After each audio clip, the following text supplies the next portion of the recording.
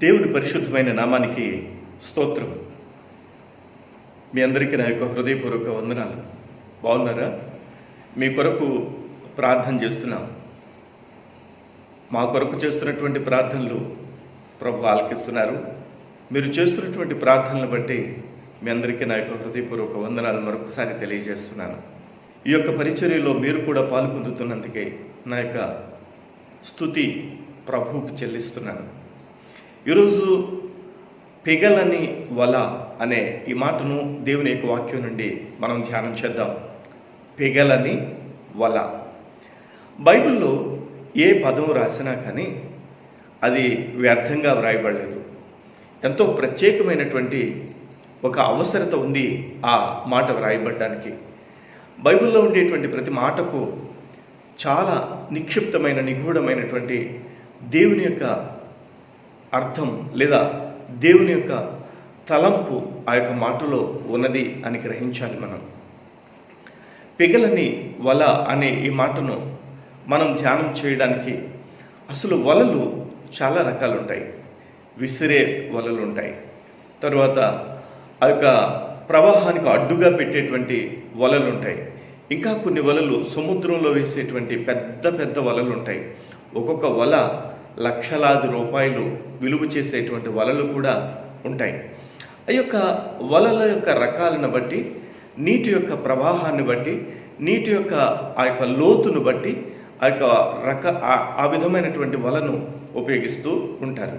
అయితే సాధారణంగా వలలు వేసేటప్పుడు ఆ యొక్క బేస్తవారు లేదా ఆ యొక్క చేపలు పట్టేటువంటి వారు రకరకాలైనటువంటి చాలా జ్ఞానయుక్తంగా వాళ్ళు వేస్తూ ఉంటారు. ఈ సమయంలో పిగలని వల అనే ఈ మాటను మనం ధ్యానం చేస్తున్నాం. నేను ఫిషరీస్ చదువుకుని సముద్రంలో కొన్ని సంవత్సరాల పాటు ఉద్యోగం చేశాను. ఆ కారణం చేత సముద్రంలో వేసేటువంటి వలలు, వాటి యొక్క రకాలు నేను బాగా కనులారా చూశాను. ఆ యొక్క బేస్తవారితో మాట్లాడాను. ఆ యొక్క సముద్రం లోపలికి కొన్ని వందల వేల కిలోమీటర్ల లోపలికి వెళ్ళేటువంటి ఆ యొక్క చేపలు పట్టేటువంటి వారితో నేను స్వయంగా మాట్లాడాను. ఎప్పుడైతే సముద్రం లోపల నుండి ఒడ్డుకు వస్తామో ఆ ఒడ్డు మీద అనేక రకాలైనటువంటి వలలను బాగు చేస్తూ ఉండేటువంటి వారు కూడా మనకు కనిపిస్తూ ఉంటారు.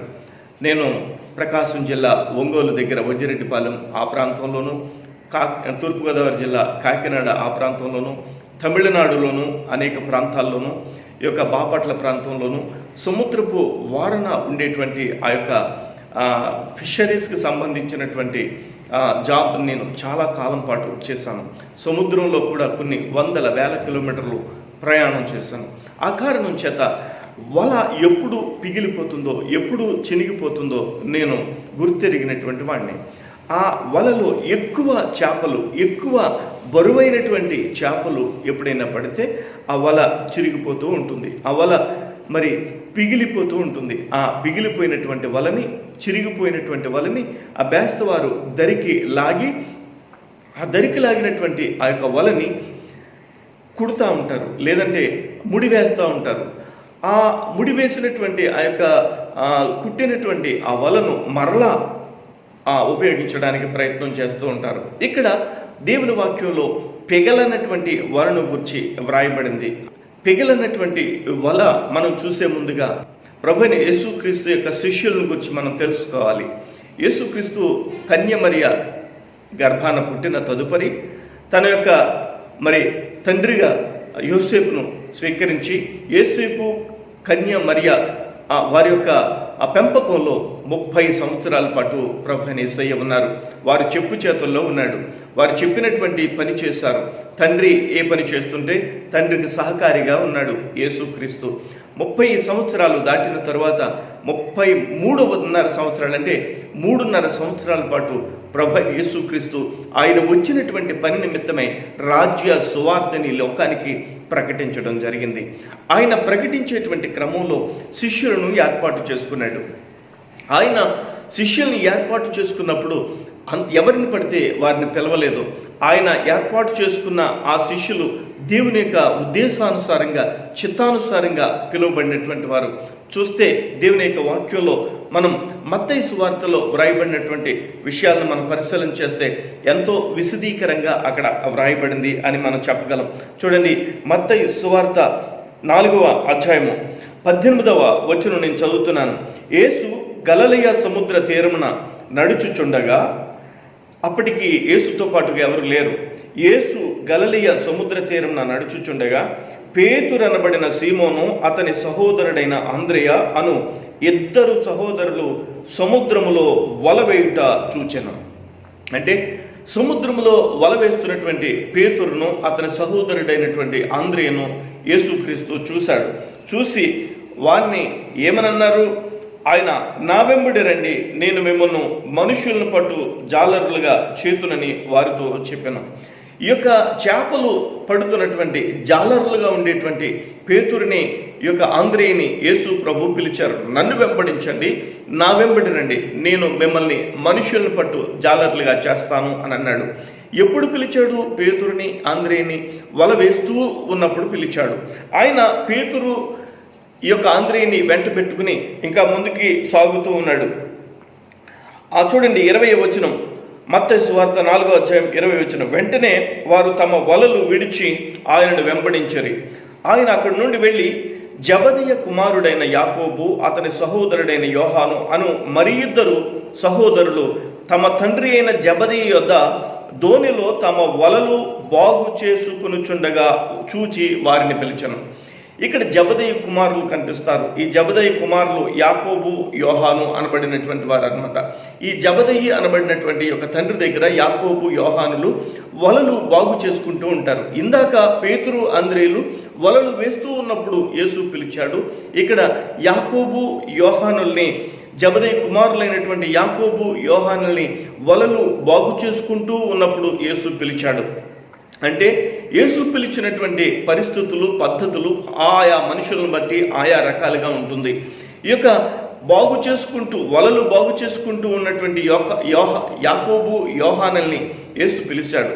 ఆ యాకోబు, యోహానులు ఆ వలలు విడిచిపెట్టి యేసుని వెంబడించడానికి ప్రయత్నం చేసి యేసుని వెంబడించారు. ఈ విధంగా ఒక్కొక్కరిని యేసు పిలుస్తూ ఉన్నప్పుడు వారు యేసు యొక్క శిష్య బృందంలోనికి చేరుతూ ఉన్నారు. అయితే ప్రియమైనటువంటి వారలారా, ఇక్కడ యాకోబు, యోహాను తన తండ్రి అయిన జబదయితో వలలు బాగు చేసుకునిచుండగా అని చెప్పి వ్రాయబడింది కదా. బాగు చేసుకోవడం అంటే ఏంటి? వలలు పాడైపోతాయి, వలలు పిగిలిపోతాయి, వలలు చిరిగిపోతాయి. ఎప్పుడు చిరిగిపోతాయి వలలు అనంటే, బరువు ఎక్కువగా ఉన్న చేపలు ఈ వలలో పడితే ఆ బరువుకు తట్టుకోలేక ఈ చిరిగిపోతూ ఉంటాయి. ఎక్కువ బరువైనటువంటి, భారమైనటువంటి వస్తువులు కానీ, సముద్రంలో చేపలు కానీ, రకరకాలైనటువంటి ఆ యొక్క వలలో పడినప్పుడు ఆ వల ఆ భారానికి, ఆ యొక్క బరువుకి తట్టుకోలేక చిరిగిపోతూ ఉంటుంది, పిగిలిపోతూ ఉంటుంది. పిగిలిపోయినా, చిరిగిపోయినా విలువైన ఆ యొక్క జీవనాధారమైనటువంటి ఆ వలను దరి చేర్చుకుని దగ్గరకు లాగి, ఆ యొక్క ఒడ్డుకు లాగి ఈ యొక్క యాకోబు, యోహానులు తన తండ్రి అయినటువంటి జబదయితో పాటుగా వలను బాగు చేసుకుంటూ ఉన్నారు. వలను బాగు చేసుకోవడం నేను కనులారా చూశాను. ఎందుకంటే సముద్రంలో చాలా కాలం ఉద్యోగం చేశాను అని చెప్పాను. ఆ సముద్రం వారకి, ఒడ్డుకి, సీషోర్లోనికి వచ్చినప్పుడు ఆ సీషోర్లో చాలామంది వలలు బాగు చేసుకుంటూ ఉంటారు. అందులో నాకు పరిచయమైన వారు కూడా చాలామంది ఉన్నారు. దేవుని యొక్క నామానికి మహిమ చెల్లిస్తున్నాను. ఇప్పుడు మనకి ఏమర్థమైంది?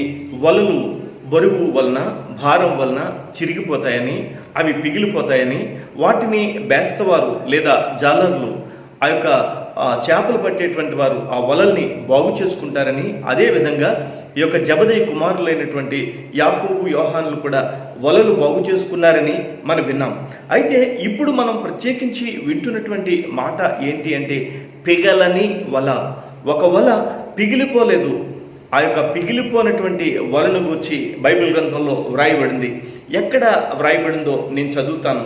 యోహాను సువార్త 21వ అధ్యాయంలో వ్రాయబడింది.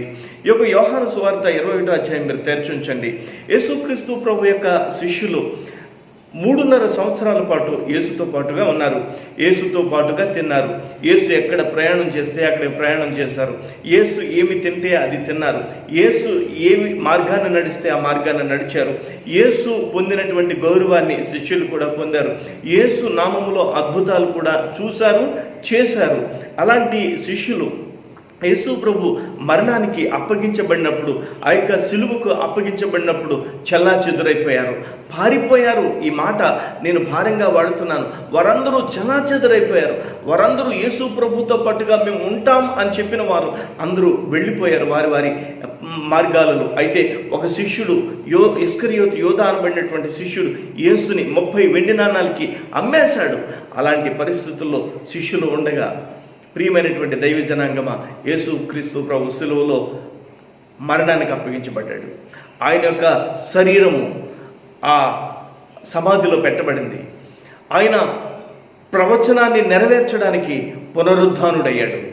పునరుద్ధానుడైన ఆ సమయంలో, మరణానికి పునరుద్ధానికి మధ్య ఉండేటువంటి ఆ యొక్క సమయంలో యేసు ప్రభు యొక్క శిష్యులు పేతురు మరియు జబదయి కుమారులైనటువంటి యాకోబు, యోహానులు, మిగిలినటువంటి శిష్యులు వారు ఆకలి తట్టుకోలేక అప్పటికే మానసికంగా చాలా కురింగిపోయి ఉన్నారు. అప్పటికే చాలా మానసికంగా దెబ్బతిన్నున్నారు. ఆ యొక్క శరీరం అంతా కూడా అలిసిపోయింది. ఆ పరిస్థితుల్లో వాళ్ళు చేపలు వేటాడి ఆహారం తిందామని చెప్పి ఆలోచన కలిగింది. అది ఇప్పుడు నేను చదువుతున్నాను.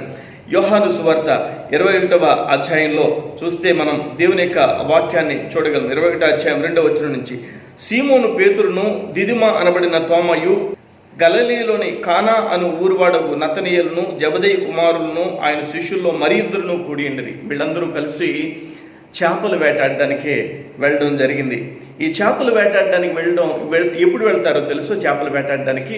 ఎందుకని ఈ యొక్క వివరాలన్నీ నేను మీకు చెప్పగలుగుతున్నానంటే, సముద్రంలో చాలా కాలం ఉద్యోగం చేసినప్పుడు నేను చూశాను. సముద్రంలో వేటాడడానికి సందకాడ వెళ్తారు, సాయంకాలం వెళ్తారు వేటాడడానికి వెళ్ళేవాళ్ళు.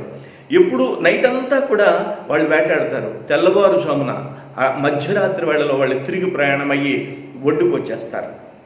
ఈ యొక్క శిష్యులు సందకాడ మొదలుపెట్టారు. ఆ రాత్రంతా కూడా ఆ యొక్క శిష్యులు అంటే పేతురు, యాకోబు, యోహాను, ఇంకా మిగిలినటువంటి శిష్యులందరూ కూడా చేపలు పట్టడానికి, వాళ్ళ యొక్క ఆకలి తీర్చుకోవడానికి ఈ యొక్క సముద్రం మీదకి వెళ్ళి చేపలు పడుతున్నారు. రాత్రంతా శ్రమ పడినా కానీ వాళ్ళకి చేపలు దొరకలేదు. మనం పాట పడతాం, రాత్రంతయు శ్రమ పడినా రాలేదు ప్రభు జయము అని చెప్పి. ఆ యొక్క రాత్రంతా కూడా వాళ్ళు వేటాడారు, కానీ ఒక్క చేప అంటే ఒక్క చేప కూడా పడలేదు. అలాంటి పరిస్థితుల్లో ప్రభు అయినటువంటి యేసుక్రీస్తు ఆ శిష్యులు ఉండేటువంటి సముద్రం మీదకి, ఆ శిష్యులు వేటాడేటువంటి ఆ ప్రదేశంలోనికి ఆయన ప్రత్యక్షం అవడం జరిగింది. పునరుద్ధానుడైన ప్రభు అయినటువంటి యేసు. దేవుని నామానికి మహిమ కలుగును గాక. అయితే 3.5 సంవత్సరాల పాటు యేసుతో పాటే ఉన్నారే, యేసును చూసారే, యేసును ఇప్పుడు గుర్తుపట్టాలా లేదా? అయితే ఇక్కడ ఏం జరిగిందో చూడండి. ఇది చాలా బాధాకరమైనటువంటి విషయమే. 21వ అధ్యాయము చూడండి. ఆ మాటను మనం చదివితే 21వ అధ్యాయం 3వ వచనంలో ఉంటుంది. నేను చేపలు పట్టబోదునని వారితో అనగా, వారు మేమును మీతో కూడా వచ్చేదమని. వారు వెళ్ళి దోణి ఎక్కిరి, కానీ ఆ రాత్రి ఏమీ పట్టలేదు. సూర్యోదయమగుచుండగా యేసు ధరిని నిలిచెను. సూర్యోదయం అయినప్పుడు ఇంకా తెల్లవారిపోతుంది. రాత్రంతా చేపలు పట్టారు, దొరకలేదు, అలసిపోయారు. తెల్లవారుతూ ఉండగా యేసు ప్రభు పునరుద్ధానుడైన యేసు వాళ్ళ ధరిని నిలబడ్డాడు. అయితే ఆయన యేసు అని శిష్యులు గుర్తుపట్టలేదు. ఎవరైతే శిష్యులు నీతో పాటు ఉంటాం ప్రభువా, పేతురు ఆ రూపాంతర కొండ మీద, యేసయ్యా నువ్వు ఇక్కడే ఉండు, నీకు ఒక పర్ణశాల కట్టేస్తానని కూడా అన్నాడు. శిష్యులంతా నీతో పాటే ఉంటామని అన్నారు. అలాంటి శిష్యులు యేసు ప్రభువుని గుర్తుపట్టలేకపోయారట. ప్రియమైనటువంటి వారల్లారా, గుర్తుపట్టలేనటువంటి వారి యొక్క జీవితాల్లో యేసయ్య వచ్చి ఆయన తనకు తాను బయలుపరుచుకుని అప్పుడు అంటున్నాడు అలసిపోయినటువంటి వారితో, ఇదిగో పిల్లలారా, మీ దగ్గర ఏమైనా తినడానికి ఉందా అని అడిగారు. తినడానికి ఉందో లేదో యేసయ్యకు తెలుసు, కానీ ఆ యొక్క శిష్యుల దగ్గర ఏమీ లేదు తినడానికి అనే విషయాన్ని వారి మాట వినాలి. ప్రియమైనటువంటి వారులారా, ఆ యొక్క శిష్యులు అంటున్నారు లేదని వారు ఆయనతో చెప్పారు. అప్పుడు ఆయన 6వ వచనం, యోహాను సువార్త 21:6. దోణి కుడి ప్రక్కన వలవేయుడి, మీకు దొరుకునని చెప్పిన గనుక వారు అలాగూ చేయగా చేపలు విస్తారముగా పడినందున వల లాగలేకపోయాయి. విస్తారమైనటువంటి వలలు పడడానికి కారణం ఏంటంటే యేసయ్య దోణి కుడి ప్రక్కన వల వేయమన్నాడు. ఆ విధంగా వల వేశారు. నా ప్రియమైనటువంటి వాళ్ళరా, కుడి ప్రక్కన వేశారు కాబట్టి చేపలు పడ్డాయి అని చెప్పడం లేదు. యేసు మాట చొప్పున కుడి ప్రక్కన వేశారు కాబట్టి ఆ యొక్క విస్తారమైనటువంటి చేపలు వారి వలలో పడ్డాయి. దేవుని నామానికి మహిమ చెల్లిస్తున్నాను. ప్రియమైనటువంటి వాళ్ళరా, విస్తారమైనటువంటి చేపలు పడినటువంటి ఆ యొక్క వల దరికి లాగుతున్నప్పుడు భారంగా లాగుతున్నారు. లాగలేక లాగుతున్నారు. ఆ యొక్క లాగలేక లాగుతున్నప్పుడు జబదయి కుమారులైనటువంటి యాకోబు యోహానులు కూడా ఉన్నారు అందులో. వారు అనుకుంటూ ఉంటారు, బహుశా వల చిరిగిపోద్ది, వల పిగిలిపోయి ఉంటుంది, మరలా కుట్టాలి దీన్ని, చాలా చేపలు వెళ్ళిపోతాయి, పిగిలిపోయి ఉంటుంది అని అనుకుంటుని బహుశా ఉండుంటారు. కానీ ప్రియమైనటువంటి వారు 153 గొప్ప చేపలు ఆ యొక్క వలలో పడ్డాయట. దేవునికి స్తోత్రం కలుగును గాక. చూడండి 22వ చూడండి 11వ వచనం, 21వ అధ్యాయం యోహాను సువార్త 11వ. సీమోను పేతురును దోణి ఎక్కి వలను దరికి లాగిన, అది 153 గొప్ప చేపలతో నిండియుండెను. ఆ తర్వాత వచనం 12వ వచనం చదువుతున్నాను ఇప్పుడు. చేపలు అంత విస్తారముగా పడినను వల పెగలలేదు. యోహాను సువార్త 21వ అధ్యాయము 12వ వచనం. చేపలు అంత విస్తారముగా పడినను వల పెగలలేదు. దేవుని నామానికి మహిమ కలుగును గాక. ఇప్పటి వరకు వలలు బాగు చేసుకున్న అనుభవంలో ఉన్న యాకోబు యోహాను, జబదయి కుమారులైన యాకోబు యోహానులు ఈరోజు పిగిలిపోనటువంటి చిరిగిపోనటువంటి వలను వాళ్ళు కలిగి ఉన్నారు. దేవుని నామానికి మహిమ కలుగును గాక. ప్రియమైనటువంటి దైవ జనాంగమా, వల ఎందుకు చిరిగిపోతుందని చెప్పాను? భారం ఎక్కువై చిరిగిపోతుంది. టెన్షన్ వలన, భారం వలన, ఆ యొక్క ఒత్తిడి వలన ఎన్ని జీవితాలు పిగిలిపోతున్నాయో చిరిగిపోతున్నాయో ఈ రోజుల్లో. నా ప్రియమైనటువంటి దైవ జనాంగమా, అనేక మంది ఈ మాటలు వింటున్న మీలో ఒత్తిడి వలన బ్రతుకు చిత్రవదకు గురై చిందర వందరగా చిరిగిపోయినటువంటి శిథిలమైపోయినటువంటి జీవితాలు ఎన్ని లేవంటారు? అయితే దైవజనునిగా మీకు ఒక శుభవార్త చెప్తున్నాను. ఎప్పుడైతే యేసుక్రీస్తు తన యొక్క శిష్యులతో కుడి ప్రక్కన వేయండి అని చెప్పినప్పుడు ఆ వలను దేవుని యొక్క ప్రభువైన యేసుక్రీస్తు యొక్క మాట చొప్పున కుడి ప్రక్కన వేశారు. అది విస్తారమైన వల చేపలను పట్టినా కానీ, విస్తారమైన చేపల వలలో ఉన్నా కానీ, బరువుతో లాగాల్సి వచ్చినా కానీ అది పిగలలేదు, అది చిరిగిపోలేదు. దేవునికి స్తోత్రం కలుగును గాక. నా ప్రియమైనటువంటి దైవ జనాంగమా, ఈరోజు నేను చెప్పగలుగుతున్నాను, ప్రభు అయినటువంటి యేసుక్రీస్తు మాట చొప్పున వెళ్ళేటువంటి ప్రతి జీవితంలోనూ ఎంత భారమైనా, ఎంత బరువైనటువంటి పరిస్థితులు జీవితంలో ఎదురైనా చెక్కు చెదరకుండా జీవితం నిలవగలుగుతుందంటే, చిరిగిపోకుండా పిగిలిపోకుండా జీవితం ఉండగలుగుతుందంటే ప్రభు అయిన యేసుక్రీస్తు యొక్క మాట, దేవుని యొక్క కృప, దేవుని యొక్క కనికరం. ఈరోజు కొన్ని సాక్ష్యాల్ని, కొన్ని జీవితాలని చూసినప్పుడు వీడింకా బ్రతికే ఉన్నాడా, వీడి జీవితంలో ఎదురైనటువంటి చిందర వందరమైనటువంటి పరిస్థితులు, చిత్రవధలాంటి పరిస్థితులు, భయంకరమైనటువంటి పరిస్థితులు మనం విన్నాం కదా, చూసాం కదా, వీడు ఇంకా బ్రతికే ఉన్నాడా, ఇంకా వాక్యం చెప్తున్నాడా, ఇంకా పాటలు పాడుతున్నాడా, ఇంకా దేవునామాన్ని ఆరాధిస్తున్నాడా, ఇది ఎలా సాధ్యమవుతుంది వీడికి అనేటువంటి సాక్ష్యాలు లేవంటారా? యేసు క్రీస్తు ప్రభు యొక్క మహా కనికరాన్ని బట్టి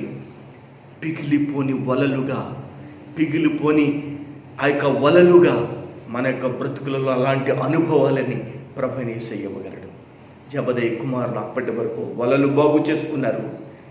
ఇప్పుడైతే యేసు పునరుద్ధానుడైన యేసుని వారు చూశారు, వారు కనులారా చూసి వారు మాట్లాడి యేసు ప్రభు యొక్క మాట చొప్పున కుడి ప్రక్కన విశ్వాసంతో వేసినప్పుడు గుర్తుపట్టలేని కనులు ఎప్పుడైతే గుర్తుపట్టి యేసు మాట చొప్పున చేయగలిగారో వారి జీవితంలో వల పెగలలేదుక. దేవునికి స్తోత్రం. ఈరోజు దైవ జనాంగమా, మీకు ఒక సువార్త, మీకు ఒక మంచి వార్త చెప్తున్నాను. మీ జీవితంలో పిగిలిపోని, చిరిగిపోని, శిథిలమైపోని జీవిత అనుభవాలలోనికి ప్రభు నడిపించడానికి కృప చూపుతున్నాడు. వాక్యం ప్రకారంగా ఈ కుడి ప్రక్కన వల వేయండి అన్నప్పుడు వేసినట్లుగా ప్రభు మన యొక్క జీవితంలో ప్రతి అడుగు ఆయన యొక్క చిత్తానుసారమైనదిగా ఉండడానికి వేడుకుందాం, ప్రార్థన చేద్దాం. ప్రభువా, నీ కనికరము చొప్పున శిథిలమైపోకుండా, మా జీవితాలు చిందరవందర కాకుండా, చిరిగిపోకుండా, మా జీవితాలు బాగు చేసుకోవాల్సిన పరిస్థితుల్లోనికి వెళ్ళిపోకుండా, పిగిలిపోకుండా ఉండేటట్టుగా సహాయం చెయ్యి అని ప్రభుని అడగాలి. ప్రభు యొక్క కనికరాన్ని పొందాలి. ఈ యొక్క మాటలు పరిశుద్ధాత్మ దేవుడు మీతో మాట్లాడుతూ ఉన్నప్పుడు, ప్రియ ప్రభువారు, పిగిలిపోని అనుభవంలోనికి, చిరిగిపోని, శిథిలమైపోని అనుభవాలలోనికి ప్రభు నన్ను నడిపించాలి, నన్ను ఆశీర్వదించాలి. నేను మన కుటుంబాలు ప్రభు యొక్క కృపలు ఆ విధంగా వర్తిల్లాలి, ఆ విధంగా ఆశీర్వదించబడాలి. ప్రార్థన చేద్దాం. దేవుడు గొప్ప కనికరం చూపేటట్టుగా ప్రభు ఆశీర్వదించండి. ఈ మాటలు నీ బిడ్డల హృదయంలో ఫలింపు చేయండి, మహిమ పొందండి. యేసు నామములో అడుగుతున్నాను మా తండ్రి, ఆమేన్. Thank you. అవును, మీరు గాస్పెల్ గఫూర్ షేక్ అనే ఈ ఛానల్ని సబ్స్క్రైబ్ చేశారా? ఒకవేళ చేయకపోతే ఇప్పుడే గాస్పెల్ గఫూర్ షేక్ అనే ఈ ఛానల్ని సబ్స్క్రైబ్ చేయండి. ఇంకా నోటిఫికేషన్స్ మీకు వెంటనే రావడం కోసం బెల్ బటన్ నొక్కండి. నేను చేసేటువంటి ప్రసంగాలు, నేను చేసేటువంటి ఆ యొక్క డాక్యుమెంటరీస్, ఇంటర్వ్యూస్, పాడేటువంటి పాటలు, నేను చూపిస్తున్నటువంటి ఈ యొక్క సేవా కార్యక్రమాలు మీకు మొట్టమొదటిగా నోటిఫికేషన్ వచ్చి మీరు చూడడానికి మీరు ఈ విధంగా సబ్స్క్రైబ్ చేయండి, బెల్ బటన్ నొక్కండి. Okay, God bless you. Thank you. Praise the lord.